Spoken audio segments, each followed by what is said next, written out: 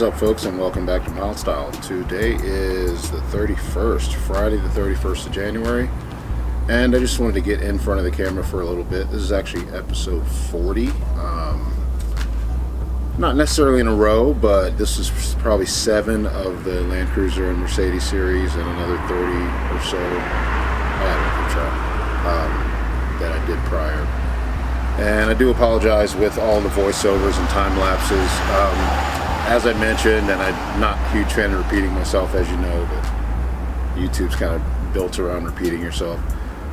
The shop I'm working in is a metal and fabricating shop, and so I can't really just stop and have them, stop what they're doing, so I can talk to the camera or explain what I'm doing, whatever the case.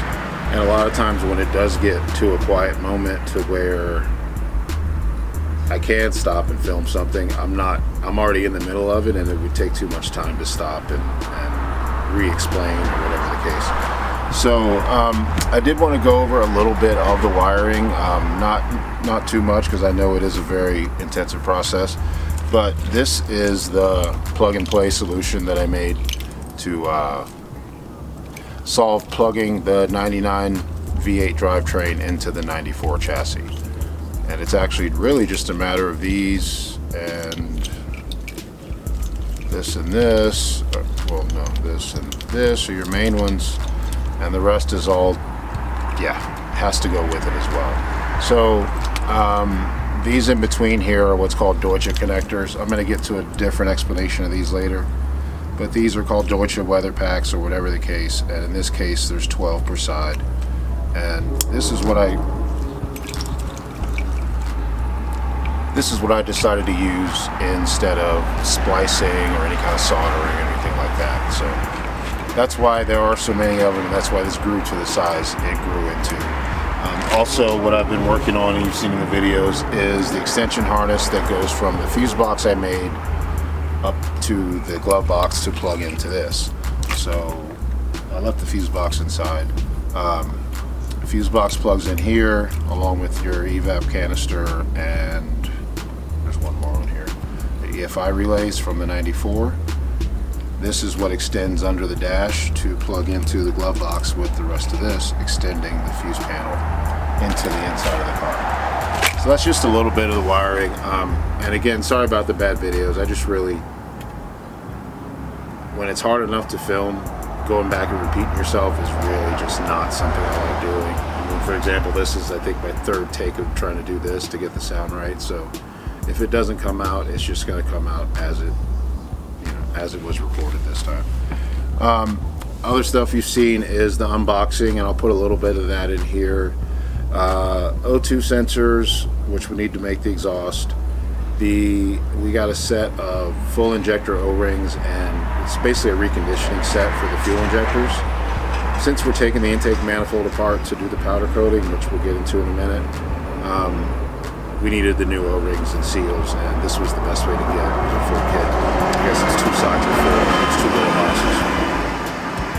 Along with that, you can see the header flanges that are going to be the start of the exhaust off of the original exhaust manifolds. We're just going to chop those off and weld the flanges to there, and then build out from there. You'll see later on in the video a little bit of that. There's also a hose kit. This is the second one we're waiting for.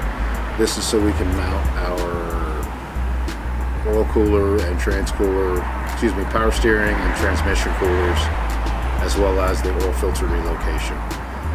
Also the belt tensioner, and these, I believe, are the 3-inch catalytic converters that show up in this video as well. So along with the flex pieces and things from the other one, we've got enough to start putting exhaust together, which is going to be coming soon.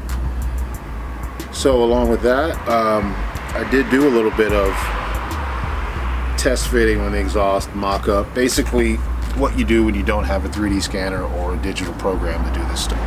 You do what I'm doing right now, which is just hold it up in place and see what fits where. So that's what I did. So main reason, again, is all this stuff needs to get together, and we're going to try to get this thing running in the next few days so that everything can come back apart so we can do powder coating. Very exciting to do some interesting colors on this.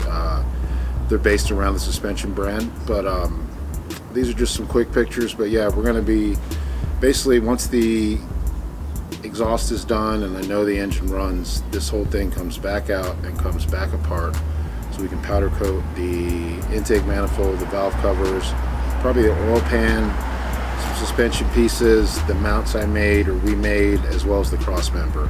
So, and hopefully getting heat coating on the exhaust that we're making as well. So this all has to go together very quickly and then get taken back apart, so we can give ourselves at least a week or two for powder coating and assembly. So we're now talking 6 weeks, the shortest month of the calendar year, and a couple weeks after that to get both cars ready for auto ramp, both vehicles, the Land Cruiser and the Mercedes. The Mercedes, I know I haven't talked much about or worked much on.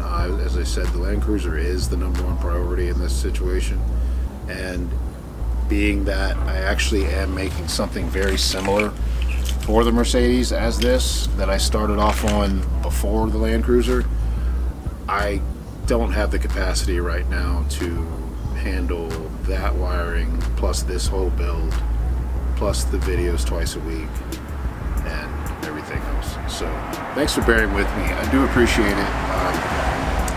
It's not easy. It's somewhat, I don't know if it's fun, but I like a good challenge, so I guess that's the best way to put it. Again, I apologize for all the time lapses and voiceovers. It's really not something I like to do, but in the environment I'm working in, it's not always, those are concluded. In the environment I'm working, it's not always conducive to filming. As we're going to get closer to the show, I will probably be spending some late nights and weekends in there, thank you BDM, and then we can probably get a little more up close with the videos and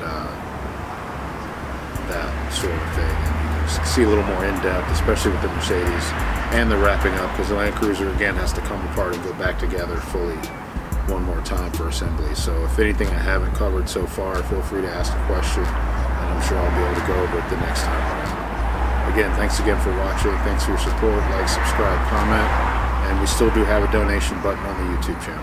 Thanks again.